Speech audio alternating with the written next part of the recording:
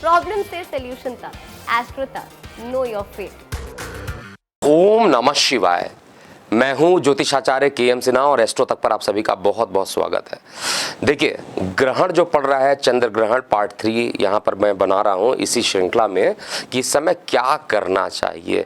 वैसे भी पहला और दूसरा पार्ट अगर आपने देखा होगा तो उसमें मैंने बताया कि बहुत ज़्यादा चिंता वाला ये चंद्र ग्रहण नहीं बन रहा है, ऐसी कोई टेंडेंसी नहीं बन रही है जिसमें बहुत ज़्यादा परेशानी होगी, क्योंकि परेशानी तब ही होती है जब चंद्रमा पर पृथ्वी की पूरी छाया पड़ती है।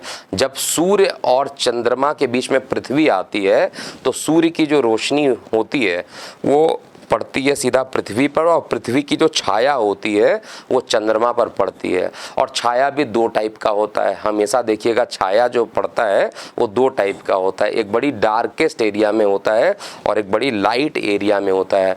जहाँ पर पूर्ण छाया बनता है उसको छाया कहते हैं या अम्बरा कहते हैं, और जहाँ लाइटेस्ट पार्ट बनता है उसको उप छाया कहते हैं या पेनम्बरा कहते हैं। तो ये ग्रहण जो है पेनम्ब्रल लूनर इक्लिप्स होने वाला है और बहुत ज़्यादा घबराने की ज़रूरत नहीं है इस ग्रहण को लेकर। लेकिन देखिए, ग्रहण एक खगोलीय प्रक्रिया ज़रूर है, लेकिन ज्योतिष शास्त्र में ग्रहण का विशेष महत्व है। विशेष रूप से जो गर्भवती महिलाएं हैं उनके लिए बहुत इम्पॉर्टेंट हो जाता है, क्योंकि सूर्य ग्रहण भी पड़ रहा है और सूर्य ग्रहण भी पड़ा था 20 अप्रैल को, और अब ये चंद्र ग्रहण भी पड़ रहा है।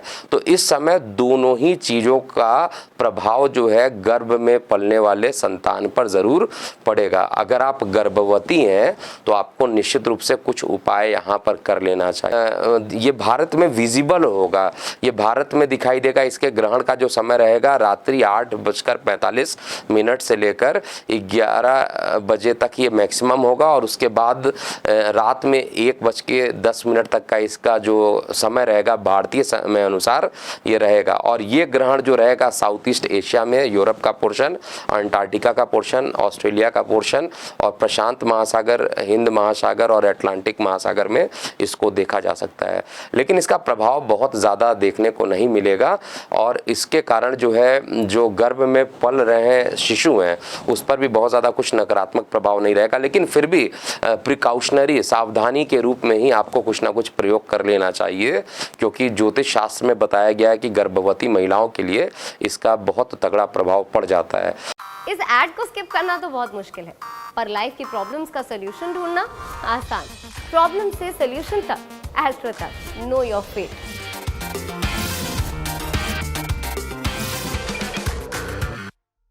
तो आपको क्या करना चाहिए जब ये ग्रहण चलेगा? तो उस समय आपको मतलब सोना नहीं चाहिए, क्योंकि रात्रि में ये पड़ रहा है। तो कोशिश कीजिए कि रात में 1 बजे तक का जो भारतीय समय अनुसार समय रहेगा उस समय तक आपको जगना पड़ेगा। 8:45 से लेकर 1 बजे रात तक का जो समय है उसमें सोना नहीं चाहिए। और दूसरा, कोई भी नुकीली वस्तुएं जैसे कैंची हो गया या चाकू हो गया, ऐसी कोई भी चीज़ें उस ड्यूरेशन में काटना नहीं चाहिए, आसपास नहीं रखना चाहिए।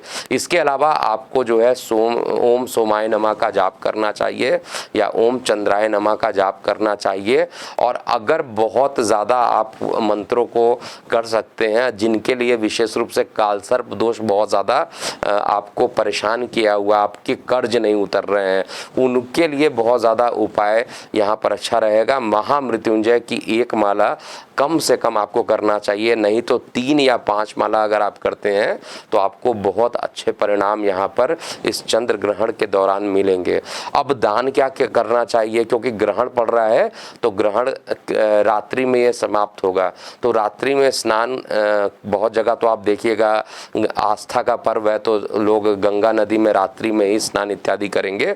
लेकिन मैं अपने व्यूअर को यही बोलूँगा कि आप सुबह उठिए 1 बजे के बाद, जब आप आराम करने के बाद यानी अपनी नींद को पूरा करने के बाद जब आप उठेंगे तो उस समय आपको गंगा जल थोड़ा सा जल में मिलाकर स्नान कर लेना चाहिए।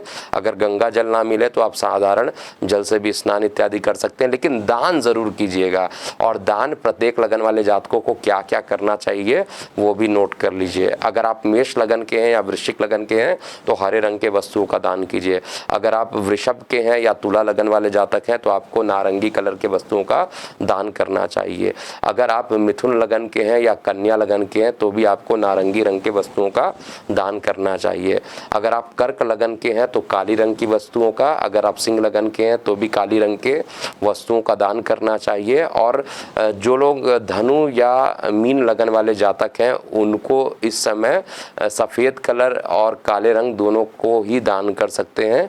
जो मकर लगन और कुंभ लगन वाले जातक हैं उनको सफ़ेद कलर के वस्तुओं का दान करना चाहिए या मिष्ठान का दान करना चाहिए।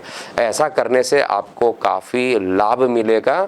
तो एस्ट्रो तक पर जुड़े रहने के लिए बहुत बहुत धन्यवाद। मैं हूँ ज्योतिषाचार्य KM सिन्हा। ओम नमः शिवाय। एस्ट्रो तक ऐप पर आपको मिलेगा भविष्य से जुड़े हर सवाल का जवाब। डाउनलोड कीजिए एस्ट्रो तक ऐप और चुटकी में जुड़िए इंडिया के बेस्ट एस्ट्रोलॉजर से।